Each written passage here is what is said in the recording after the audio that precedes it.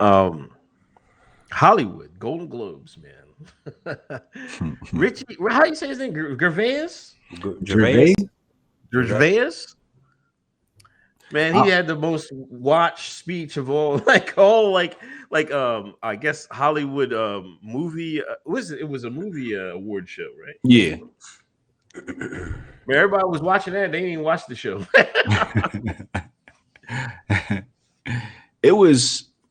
It's probably the most important, I want to say the most important speech given in Hollywood by a Caucasian ever. Was it though? Yeah. Was it though? Well, give me one. He kind of called him out, though. He called him out. Did he? Well, he just said Epstein was your friend. Weinstein and Epstein was your buddies. But didn't somebody else do that same speech when using Harvey Weinstein's name? Yeah. Yeah, but it ain't hit like this one. Oh, I guess because it wasn't funny. This guy was kind of funny with it. Yeah. And he was talking, and he touched on, he did like a Uncle Murder wrap up of the year, because he even said, y'all out here, y'all ain't did enough years as Greta Thunberg. So he threw Greta Thunberg out there, and he said, y'all virtue signaling. He told the truth. Can you name another Caucasian who had an important speech at a Hollywood award ceremony? Yeah, and they told him not to do it no more, and that was Seth MacFarlane, dude from Family Guy. He went off too, and it hit so hard. They were like, "Nah, we ain't doing this, dude." Nobody laughed because he hit him that hard. Everybody was laughing in his show. When Seth MacFarlane did it, no one was laughing because it was hitting that hard. That's why I kind of made it into that, because I paid attention to what he was saying. And if you catch his sarcasm, if you watch Family Guy, you know how his sarcasm was gonna go. He did it to a point where they weren't laughing. That's how hard it was going. See, I think for now they put these guys up there like, go in on us.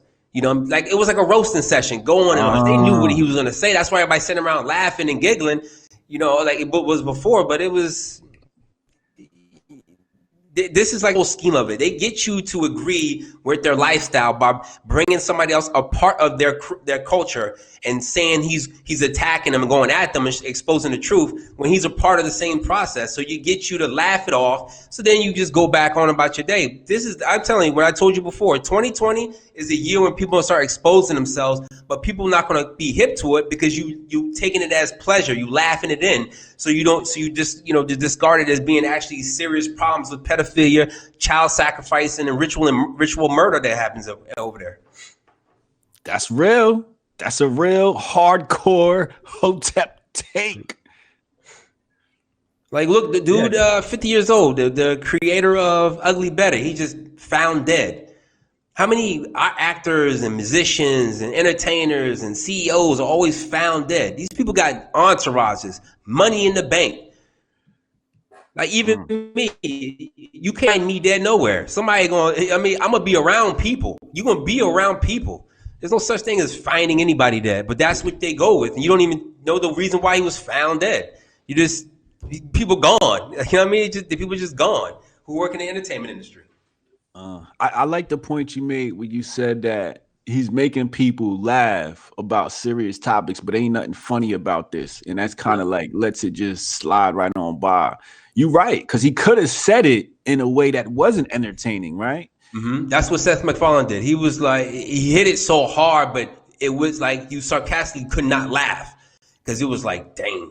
Because like he knows, because it was like he know, like we know he know, and now everybody else knowing. Now they had to do it where everybody had to laugh it off, so it didn't make it seem like it was a serious topic. But these things are serious issues over there. Somebody said Jerry Garcia found dead. Yeah.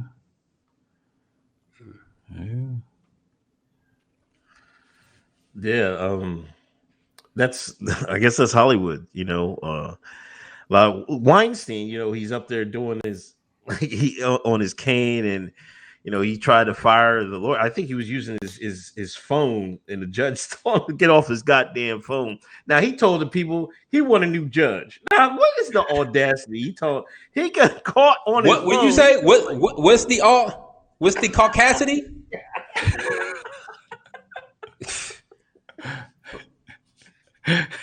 I saw a man literally kill his wife. He got up there in front of the judge, was like, I would like to go home. And he got life. I think the judge gave him life, but he really got up there and told, after getting found convicted of killing his wife, really got up there and be like, I would like to go home. But this is, like I'm saying, bro, people be fighting for the system that ain't really for us. If you ain't not a celebrity and all this, like you look at Bill Cosby and R. Kelly. These two coons wanted to be in that industry, and they were the first two sacrificial lambs to this nonsense. While everybody else get the back seat and not gonna ever get their real day in trial. They'll drag Harvey Weinstein on for at least another good 2 or 3 years. Hold on, you done called the king of R&B a coon, R. Kelly. But you know what cooning is representing an image that is not of the original people, that has been placed there by someone who's paying you to act this way. Now, what he's doing, wearing the Pied Piper and all that nonsense, that's not black folk. So if you cooning for a check to put out an image that is not who you are and not who the people are, that's what cooning is. All right, I can't argue that shit. He right. Yo, you see his girlfriends was fighting on IG this week, man. Were they? About what? Yeah. They were moving out. You know, they was moving out of the Trump Tower in Chicago where he had a condo. And they just started fighting. The one girl said, I guess Kelly was having threesomes with them when she was underage or something like that. That's what she was yelling in Instagram. Wow. You know what? The one thing that's not really being brought up that we should bring up is the fathers in all this. Oh, yeah. Why? Like that? I feel like that's ground zero for what a lot of what this nonsense is. When these girls get found or these girls get kidnapped, and some of them have fathers at home. What was these dudes doing? Waiting for a check? Like, I mean, come on, your family. It's not like your daughter 19, 20 and going over to R. Kelly so she can, pretty much do that. If your daughter like 14, 15, she got to go walk past you out the door to get into your car you pay the car note on to go over to that house or whatever. Yeah. How are we not putting the accountability on the fathers or the mothers at this point? That's a good point. You know, back in the day, it used to be the father would try to marry the woman off to a wealthy family. So I guess today what we got is, go over here and catch this case so we could become a wealthy family. Yeah, you're right. Fathers got to be held accountable too. Mothers got to be held accountable too. Are you watching your daughter? Yeah, there's a few families like that, because the pissing case was, that was over a decade ago. Yeah. And people were still trying to send, their teenage daughters to like, hey, she can sing. Why don't you go, R. Kelly? Won't you help her out? Like, what happened to this case? You didn't realize this case? Like, people were doing that. Like you said, the fathers and the mothers of some of these girls need to be held accountable. But they got R.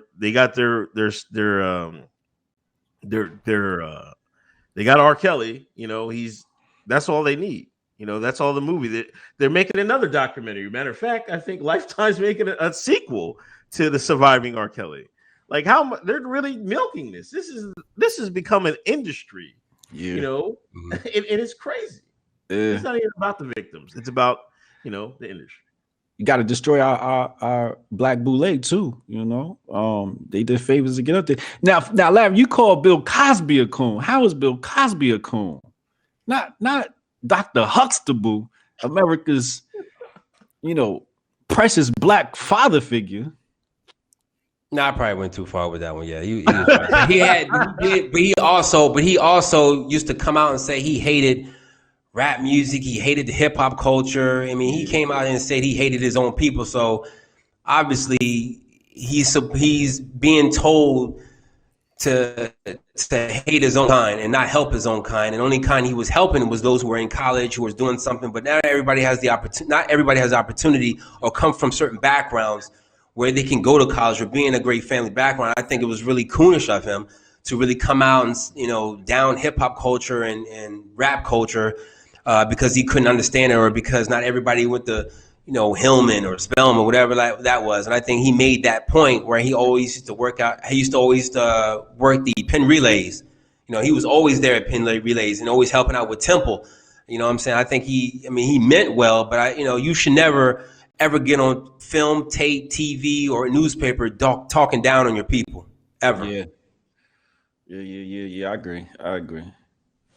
Yeah, I think that pound cake speech, he didn't know it was going to be filmed like that. He thought he was like, he thought it was only black people that was going to be in there. But when the reporters got out there, and it got out of the bag. But he intended it just to be like a closed indoor, conversation between ourselves. But it got out there, and that's the rest is history. So they weaponized his words to create a black divide, is what you're saying. That's what it seemed like it happened to me. Who the other one got caught up? Russ and Dame Dash got caught up too. That's the other black leaders they didn't got. Who? Russell Simmons, Def Jam creator, and Damon Dash, Rockefeller. They caught him doing what?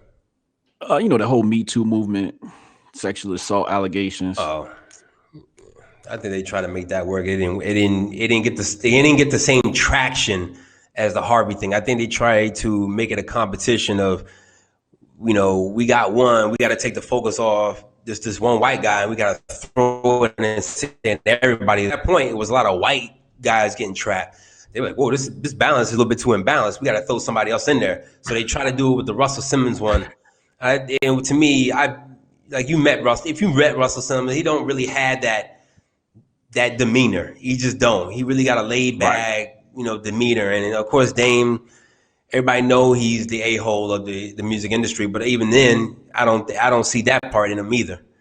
You know what I mean? My time's been around him. So it's sometimes these false flag events when it comes to these stories, and guys, because they're in that entertainment life, they kind of go along with it because it's still your name being mentioned. You still, a hashtag, you still get the trend, and people still bring attention to you. You know what I mean? I think that's the problem with especially black males in this industry, is that you are always going to be the sacrificial lamb for their agendas. And sometimes you're not going to be able to just walk away from your job with $5 million and hanging on to it like some of those other guys who got in trouble, and some of those women who got in trouble who are able to walk away with their checks even after getting fired. We play a dangerous game of trying to do that, and then you try to claw your way back into your entertainment life and your entertainment status by bringing down everybody else. You saw he had that when Homeboy owed him money, that director that owed him money. I think it was Lee Daniels owed him money. He made that a big situation. Larry talking that truth. Hey, Larry, you think it's hard for some people to walk away? You say you walk a fine line if you're black and you're in that industry and you're in those levels. Like some people, it seems like they can't walk away. Like R. Kelly should have been walked away. Bill should have been walked away. Dame should have been walked away. They have all this money, and I guess do they just need the limelight? Like Wade, he could just walk away, but he needs to be on TV, I guess. So the thing is, I don't think to tell you the truth, when you understand secret societies and how they move, I don't think they control their own brand. I don't think they control most of their money either. Because how did R. Kelly make Half on a Baby, 12 Play, Chocolate Factory? How can you produce so many hits and then not pay your child support and be in jail for that? That should be you should just cough up $150K after making all those hits and those groups that you wrote songs for. You should be able to cough that money up. So it shows me that these guys really don't even own their own finances. And I think they're trapped to where if they wanted to leave, you would have to leave with whatever you came in with, which was nothing. They own everything. Your building, your house that you pay for, they probably own that real estate. So most of these guys get trapped in having to submit themselves to whatever agenda that causes them to be in that limelight again. It's just, to me, I don't think they own half the stuff they own. I think most of I think their whole life is a tax write-off to me, to companies who actually, owns those talents. I think they're just a tax write-off that they really don't be big pimping as they say they be doing. That's true. They are tax write-offs to record labels. A lot of people, they wonder how, you know, these artists are getting these $1 million deals. I'm like, it's a tax write-off to the label. You know, if that artist don't do well, it don't matter. That's just a tax write-off. You right about that.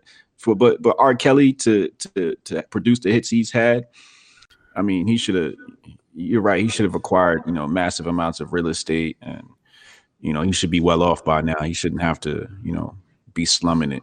You know, like your baby mom should be so happy that you won't have to deal with, you know, child support. You know, when you created the most, you know, memorable hits of R&B of our generation. You know? And the fact she was quiet, right? No one knew this dude was married, had kids. Yo, he deserves like some type of an award of playing her role or playing her part, because she really could have caused a lot of drama early on. And then the fact that she really was quiet and patient this whole time, raising his kids, really not being the typical baby mama that you would get out of, you know, black entertainers. Like, you know, he should have made sure she was super good. Word.